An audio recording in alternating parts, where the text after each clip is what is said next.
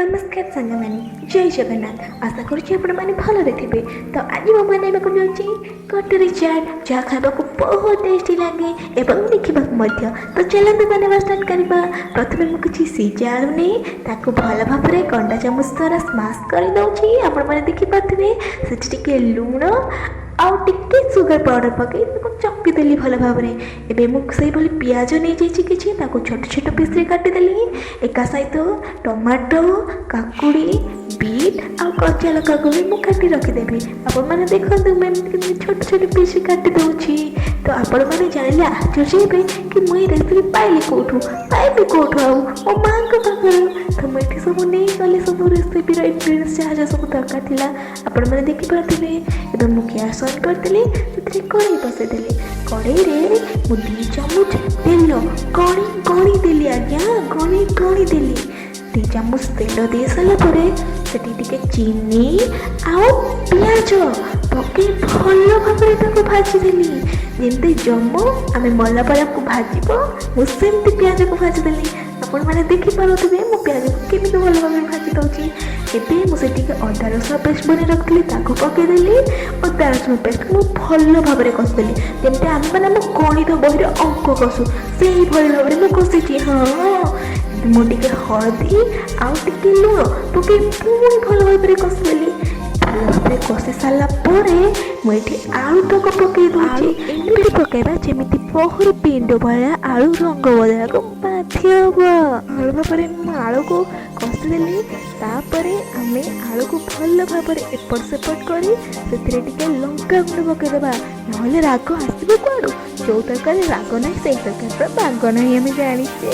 तो ये मुझे लंका गुंड पकईदेली बाग आने।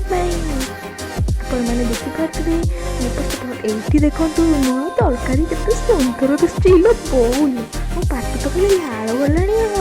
ये मुझे तेंतुली रस आटे लुण पुणी स्वाद अनुसार लुण पकईली। पुणी चिली सॉस आटे टमाटो सॉस पकई दूसरी स्वाद लगे ना। एवं मुझे इमली चटनी बनैबी मुझे तेंतुली नहीं गली पानी भिजाई रखा पानी नहीं गली। चीनी पकईदेली चीनी को पकईदेला से स्वाद अनुसार लुण आउ अदा छेचा पकईदेली।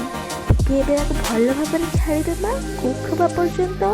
ये देखु टे लंका गुंड भी पकई दूसरी कही ना राग ना तो बाग ना।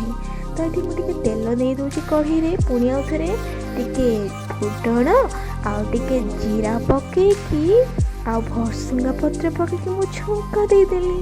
छुंक दे सारापर ये मोर इमली चटनी ओ माय गॉड कहला तो पाट खाली लाड़ कर बनीगला। एवं मु अटा नहीं जाइए आपण मैंने मैदा नेले भल हम।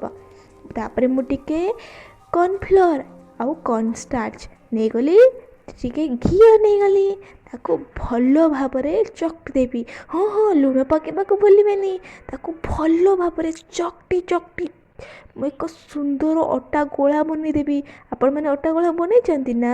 तो बनई दे सारापर आम आपको पुणी जमी बेलीदे।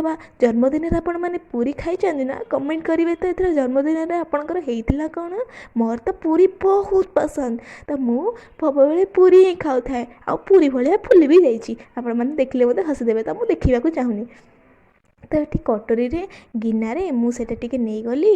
आपण मैंने देखु मुझे करुँच भल भाव में देखिए। हाँ वीडियो को मुटे स्किप करें ना मजाटा आसो कुआड़ू जे खाइला बेले वाला।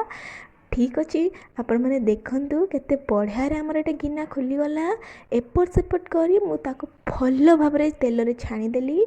एवं मुझे आगु आलू मटर सीझा जो कषिकी रखी ताकू पकई दूसरी टिके काकुड़ी टिके पियाज टिके टमाटो टिके बीट यही भाव में मुझे पकई चलती। आपण मैंने देखी चलतु टिके गाजर आउ बीट भी मुझे पकई आगु कही बीट पकाउची बोली तो पकई बीट टिके ये भाव दही दहीटा केमी फुलबी जे आमर दही ना कौन हम किया बोले हेनी। तो दही टिके लंका गुंड टिके ग्रीन चटनी पकईदेली। रेसिपीर वीडियो आप मैंने चाहिए ग्रीन चटनी मत मागिपारे किंतु केमी मागे कमेंट रे टे झुरी भजा ପକେଇଦେଲି ଆଉ ଟିକେ ଇମଲି ଚଟଣି ପକେଇ ସର୍ଭ କରିଦେଲି। କେମିତି ଲାଗିଲା କମେଣ୍ଟ କରିବେ ମୋତେ। ବନେଇ